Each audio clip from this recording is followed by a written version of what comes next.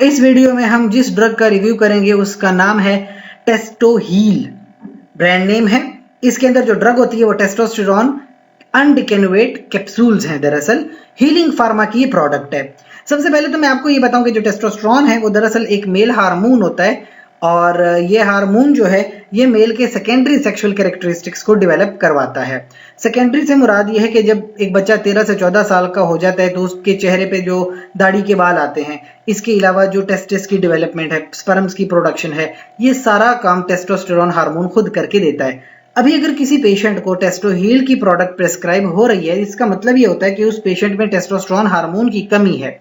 इस कमी से ये होता है कि एक तो प्यूबर्टी डिले हो जाती है। अभी जिस बच्चे ने 14 साल की उम्र में प्यूबर्टी में जाना है वो फिर डिले होकर 17 साल की उम्र में प्यूबर्टी में जा रहा है, जिसका नुकसान ये होता है कि एक तो उसके टेस्टिस डेवलप नहीं करेंगे, स्पर्म की प्रोडक्शन कम होगी, उससे आगे जाके मैरिटल लाइफ में बहुत प्रॉब्लम्स हैं, सेक्सुअल लाइफ की प्रॉब्लम्स हैं, साथ में जो पर्सनल लाइफ है, सोशल लाइफ है, फैमिली लाइफ है, बहुत ज्यादा डिस्टर्ब हो जाती है, इंसान साइकोलॉजिकल पेशेंट बन जाता है। तो ऐसी प्रॉब्लम्स को ट्रीट करने के लिए फिर टेस्टोहील की कैप्सूल्स प्रेस्क्राइब की जाती हैं।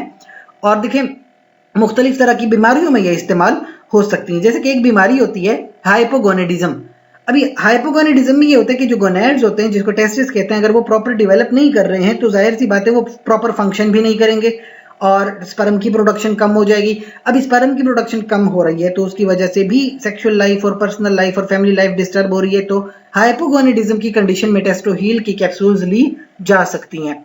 एक दूसरी बीमारी जैसे मैंने पहले जिक्र किया, डिलेड प्यूबर्टी इन मेल्स, यानी मर्दों में या बच्चों में प्यूबर्टी डिले हो रही है, 14 साल की बजाय 17 साल में वो प्यूबर्टी में जा रहे हैं। इसकी वजह से जो प्रॉब्लम्स आती हैं, जो कि सेक्सुअल लाइफ में प्रॉब्लम्स है, स्पर्म की काउंट कम हो रहे हैं, उसको ठीक करने के लिए भी टेस्टोहील के कैप्सूल्स इस्तेमाल हो सकते हैं। मर्दों में देखा जाए तो जिन मर्दों को एंड्रोजन्स की डेफिशिएंसी है, एंड्रोजन मेल हार्मोन्स को कहते हैं, तो अगर एंड्रोजन्स की डेफिशिएंसी है तब भी ये कैप्सूल्स इस्तेमाल हो सकती हैं। और मर्दों के अलावा खवातीन में अगर देखा जाए तो जिन खवातीन को ब्रेस्ट कैंसर है, अभी वैसे तो ब्रेस्ट कैंसर को सर्जिकली ट्रीट किया जाता है, लेकिन अगर किसी केस में सर्जरी पॉसिबल नहीं है तो फिर टेस्टोहील के कैप्सूल्स दिए जाते हैं।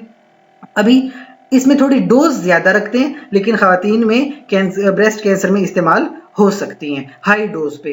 कुछ लोगों की शिकायत भी हैं कि जब वो ये कैप्सूल्स इस्तेमाल करते हैं तो पूरे जिस्म पे उनके बहुत सारे दाने निकल आते हैं, कभी कभी अजीब किस्म के ख्वाब आते हैं, गुस्सा आने लगता है, बाल झड़ने लगते हैं और कुछ चीजें कभी कभी भूलने लग जाती हैं। इसके अलावा मर्दों में गायनेकोमेस्टिया हो रही है, यानी मर्दों की ब्रेस्ट डेवलप हो रही है, कोलेस्ट्रॉल लेवल बढ़ रहा है, ब्लड प्रेशर बढ़ गया, नींद नहीं आ रही है, प्रायापिज्म हो रहे हैं मर्दों में, और कभी कभी सिबोरिया हो जाता है, यानी कि फंगल इन्फेक्शन आ जाते हैं, डैंड्रफ आ जाती है। तो ये मुख्तलिफ तरह के ये छोटे छोटे मसाइल हैं।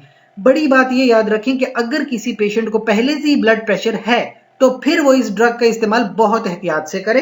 दूसरी बात, अगर किसी को सस्पेक्टेड प्रोस्टेट कैंसर है, प्रोस्टेट कैंसर में कतईन इस ड्रग का इस्तेमाल नहीं करेंगे। खवातीन में भी अगर वो प्रेग्नेंट हैं तो बिल्कुल इस ड्रग का इस्तेमाल नहीं करेंगी। इसके अलावा कोई सवाल है कमेंट सेक्शन में पूछिए। साथ ही इस चैनल को लाइक करें, कमेंट करें, शेयर करें, सब्सक्राइब करें। शुक्रिया।